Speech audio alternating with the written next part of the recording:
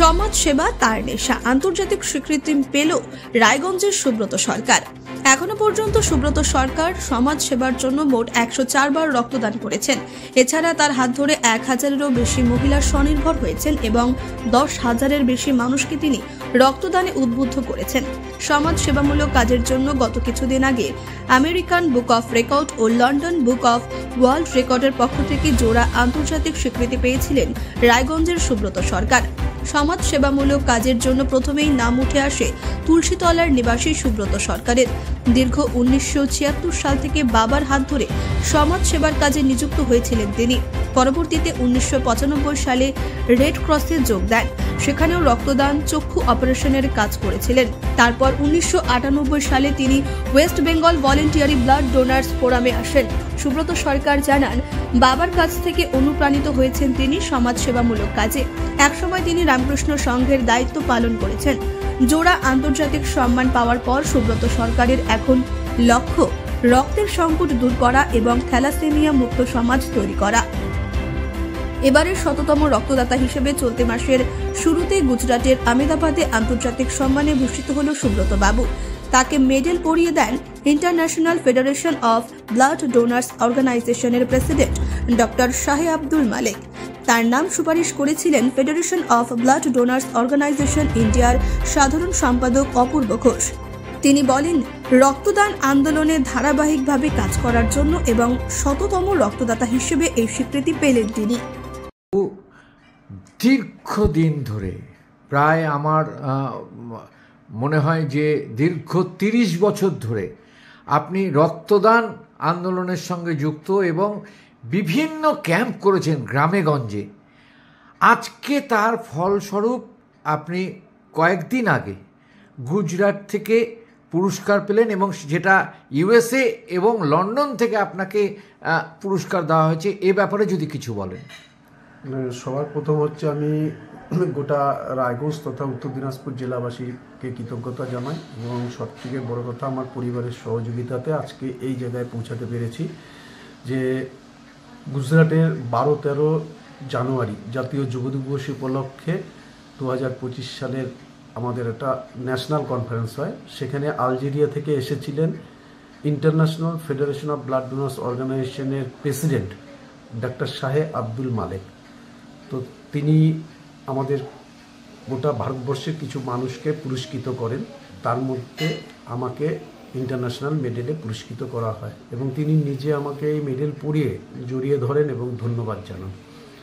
এবং তার কিছুদিন আগেই দীর্ঘ বছরের এই কর্মকাণ্ডকে সামনে রেখে আমাদের London book of world record এবং America USA book of world record তারা আমাদেরকে সম্মান জানিয়েছেন, পুরস্কৃত করেছেন। বলছি যে এই যে একটা প্রাপ্তি, লোকে তো বিভিন্ন স্বেচ্ছাসেবী সংগঠন তারা একটা অর্গানাইজেশন খুলেছে, এনজিও খুলে তার একটা সোর্স অফ ইনকাম একটা করার চেষ্টা করছে, কিন্তু আপনি এই রক্ত আন্দোলনে যেভাবে নিজের কায়িক পরিশ্রম, যেভাবে সংসার ধর্মকে ত্যাগ করে আপনি একাগ্রচিত্তে এই লাইনটাকে আগিয়ে গেছেন, কি লাভ পেয়েছেন এবং কি সুফল পেলেন আপনি? দেখেন, এই কাজ করতে গিয়ে আমার যেটা মনে হয়েছে যে বিবেকানন্দ স্বামীজি বলেছিলেন যে পরের জন্য ভাবলে, পরের জন্য কিছু করলে হৃদয় সিংহ বলে শক্তি অর্জন হয়। পাশাপাশি আপনি দেখছেন করোনার সময় প্রচুর মানুষ অক্সিজেনের অভাবেই মারা গেছে এবং অক্সিজেন তার অভাব হয়েছে।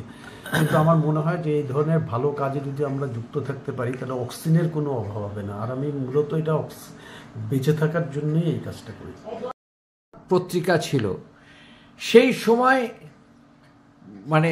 একদম ত্রাস ফেলে দিয়েছিল গোটা উত্তরবঙ্গ জুড়ে, সেটাকে ছেড়ে দিয়ে আপনি এই যে কর্মকাণ্ডে লিপ্ত হলেন, কেমন অনুভূতি আপনার? অনুভূতি কি, সংবাদপত্র তো একটা সত্যিকারের পরিষেবা, কিন্তু ওখানটায় একটা এই ধরনের পরিষেবা মানব পরিষেবার জায়গা নাই। আর যে কোনো কাজ করতে গেলে অর্থ লাগে। তো রক্তদান এমন একটা কাজ যেখানে কিন্তু পরিষ্কার কথা, আপনি যদি শুধু নিজেই রক্ত দিয়ে যান তাহলে কোনো রকম টাকার প্রশ্ন আসতেছে না। আমি নিয়মিত একটা মানুষ প্রতি বছর 4 বার করে স্বেচ্ছায় রক্তদান করতে পারে। তাহলে আজকে 3 মাস অন্তর অন্তর আমি যদি রক্ত দিতে থাকি তাহলে আমার কোনো অর্থের দরকার পড়ছে না। পাশাপাশি বিভিন্ন স্কুল কলেজ বা বিভিন্ন জায়গায় গিয়ে যদি আপনার এই রক্তদান সম্পর্কে জানা থাকে, সেটা যদি মানুষকে বুঝাতে পারেন, কেন রক্ত এখনও কৃষিক্ষেত্রে তৈরি হয়নি, কলকারখানায় তৈরি হয়নি, এবং ডাক্তারবাবু প্রেসক্রাইব করে দিলেও ওষুধের দোকানেও কিনতে পাওয়া যায় না। রক্ত একটা মানুষকে দিতে, বাঁচিয়ে রাখার জন্য এগিয়ে আসতে হয়। আমাদের জেলায় প্রায় 450-র উপর থ্যালাসেমিয়া শিশু আছে, যাদের খাবার দিলে বাঁচবে না, টাকা দিলে বাঁচবে না, ওষুধ দিলে বাঁচবে না, শুধু ওদের হাহাকার রক্ত। তো এই রক্তের যোগানটাও আমরা করে যাওয়ার চেষ্টা করেছি। এখন বহু মানুষ এই রক্তদানে সামিল হয়েছে, এটাই আমাদের আনন্দ। আজ থেকে 2010 সালে আমাদের যে একটা রেকর্ড গড়ছিলাম, আমার এটাই এখনও যে সেই রেকর্ড এখনও কেউ ভাঙতে পারেনি। পশ্চিমবঙ্গ পুলিশ অ্যাসোসিয়েশন কসবা শাখা তাদের উদ্যোগে এবং আমাদের সহযোগিতায়, অর্থাৎ West Bengal voluntary blood donors ফোরামের যে শাখা ছিল উত্তর দিনাজপুর জেলা ভলেন্টারি ব্লাড ডোনার্স, তারা মিলে আমরা একটা স্বেচ্ছা রক্তদান শিবির করছিলাম। সেখানে 500 মানুষ রক্ত দিয়েছিল এবং তাদেরকে আগে কমান্ডেন্ট ক্যাম্পে আমাকে ডাকি নিয়ে গিয়ে তাদেরকে বোঝাতে হয়েছিল যে রক্তটা কেন। এবং এই রক্ত জানার জন্য আমি নেতাজি সুভাষ ওপেন ইউনিভার্সিটিতে রায়গঞ্জ থেকে কলকাতায় গিয়ে পড়াশোনা করছি রক্তবিজ্ঞান নিয়ে। তো বলছি যে এই যে আপনার এত দিনের প্রচেষ্টা আর আজকে এই যে প্রাপ্তি, কিরকম মনে হয় আপনার? মানে এটা আমার কাছে একটা জিনিস মনে হয়েছে যে আগামী প্রজন্মের কাছে, দেখেন যখনই কোনো ভালো কাজ করতে যান তখনই মানুষ বলে কি নিজের খায় বনের মোষ তাড়াতে যাচ্ছে, এই কথাটাই বারবার উঠে আসে। এবং সকলের কাছেই একটা এইটা করে কি লাভ, ওইটা করে লাভ, কারণ এখন যে কোনো কাজ করতে গেলে লাভ দোষ কেন। তো আমার মনে হয় পরবর্তী প্রজন্মর কাছে এটা একটা বিরাট, আমার এই পুরস্কারটা বিরাট একটা ওদের কাছে আশা যোগাবে যে না, ভালো কাজ করলে এখনও পুরস্কার আছে, খারাপ কাজের তিরস্কার আছে। বলছি যে পাশাপাশি আপনি রামকৃষ্ণ সেবা সংঘ নিয়ে যেভাবে এগিয়ে চলেছেন, সংসার ধর্ম না করে তাদেরকে, যারা গরিব দুঃখী অসহায়, তাদেরকে একটা আর্থিক সহযোগিতার হাত বাড়ানোর যে প্রচেষ্টা, যে তাদের সেলাই মেশিন থেকে আরম্ভ করে এভরিথিং সমস্ত কিছু আপনি ব্যবস্থা করছেন, কিভাবে সম্ভব এটা? মানে এটা হয়ে গেছে কি যে যদি আপনার উদ্যম থাকে আর সঠিক ইচ্ছা থাকে তাহলে টাকা ছাড়াও যে কাজ করে যাওয়া যায় তার প্রমাণ এটা। রামকৃষ্ণ সেবার সঙ্গে আমাকে 2010 সালে 4 আগস্ট সম্পাদক নির্বাচিত করে। তারপরেই মনে হয়েছিল যে আমরা যদি এখানটা একটা কিছু করতে পারি। আর সমাজে সবচেয়ে ক্ষেত্রে মহিলারা, যতই আমরা বলি আজকে মহিলারা কিন্তু যখনই তাদের হাতে কিছু টাকা হয় বা তারা যদি স্বাবলম্বী হয় তাহলে কিন্তু মাথা উঁচু করে থাকতে পারে পরিবারে।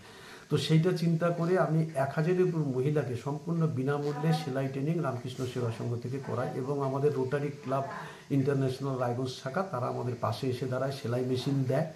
এবং সেইখানটায় একটা স্থানীয় পিপুলস কোঅপারেটিভ ব্যাংক তারা এসে আমাদেরকে এই প্রতিটা মেয়েদের জন্য আমরা আবেদন করছিলাম, সেখানে আমি ব্যক্তিগতভাবে গ্যারান্টার হই, 10,30,000 টাকা দিয়েছিল। আমরা সেটা 2015 সালে মেয়েদের স্বাধীনতা প্রকল্প হিসাবে প্রত্যেকের হাতে 10,000 টাকা করে তুলে দিয়েছিলাম, যারা 103 জন আবেদন করছিল। এবং তাদেরকে বলেছিলাম একটা সেলাই মেশিন কিনতে, আর 6,000 টাকা উষা মেশিনের দাম, 2,000 টাকা তোমরা হাত খরচা রাখবা আর 2,000 টাকা দিয়ে সেলাইয়ের সামগ্রী কিনবা। এবং এখন বহু মানুষ দাঁড়ায় গেছে এখান থেকে, এটা একটা বড় তৃপ্তি যে না তারা আজকে, এবং যারা টাকা নেয়নি বা সেলাইয়ের কাজে যুক্ত ছিল তাদের বহু মানুষ এখন রায়গঞ্জের শপিং মল যেখানে যেখানে দেখবেন আমাদের মেয়েরাই আছে ওখানটায়। রায়গঞ্জ থেকে হীরক মুখার্জির রিপোর্ট, পুলিক নিউজ।